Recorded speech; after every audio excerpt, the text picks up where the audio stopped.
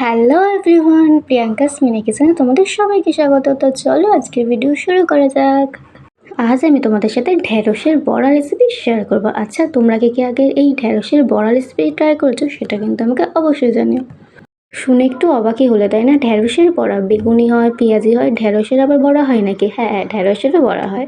একটু মাথা খাটালে কিন্তু আমরা নিজেরাই বাড়িতে অনেক নতুন নতুন রেসিপি শিখে ফেলতে পারি। তো দেখো, এখানে আমি কিন্তু ঢ্যাঁড়সগুলো প্রথমেই ধুয়ে নিয়ে তারপর দেখো এটা কিন্তু মাঝখান থেকে কিন্তু 4 ভাগ করে কেটে নিতে হবে। তো দেখো আমি কিন্তু 4 ভাগ করে ঢ্যাঁড়সগুলোকে এখানে কেটে নিচ্ছিলাম।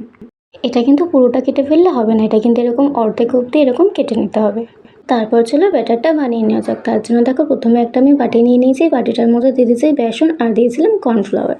তোমরা চাইলে কিন্তু এতে চালের গুঁড়ো দিয়ে দিতে পারো, আমার কাছে না থাকায় আমি এখানে কর্নফ্লাওয়ার দিয়েছি। চালের গুঁড়োটা দিলে কিন্তু অনেকেই মচমচে হয়। তারপর দেখো দিয়ে দিয়েছিলাম পরিমাণ মতো হলুদ গুঁড়ো, লবণ। তারপর দেখো জলটা দিয়ে ভালোভাবে কিন্তু একটা থিক ব্যাটার আমি বানিয়ে নিচ্ছি।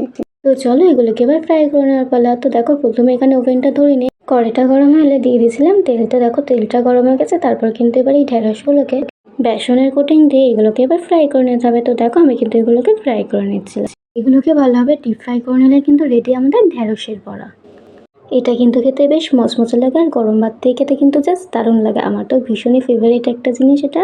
তো আমি কিন্তু সেমভাবে এখানে সবকটা ঢ্যাঁড়সের বড়াই বানিয়ে নিয়েছিলাম। তোমরা কিন্তু চাইলে অবশ্যই একবার বাড়িতে এটা ট্রাই করতে পারো। আর পরের ভিডিওতে কোন রেসিপি দেখতে চাও সেটাও কিন্তু ঝটপট করে কমেন্ট বক্সে লিখে ফেলো। তো দেখো এখানে কিন্তু আমাদের ঢ্যাঁড়সের বড়াগুলো রেডি হয়ে গেছে। এটা কিন্তু গরম ভাত দিয়ে খেতে জাস্ট দারুণ লেগেছিল। আর আজকের ভিডিওটি তোমাদের কেমন লাগলো সেটা কিন্তু ঝটপট করে কমেন্টে লিখে ফেলো। তো চলো আজকের মতো বাই।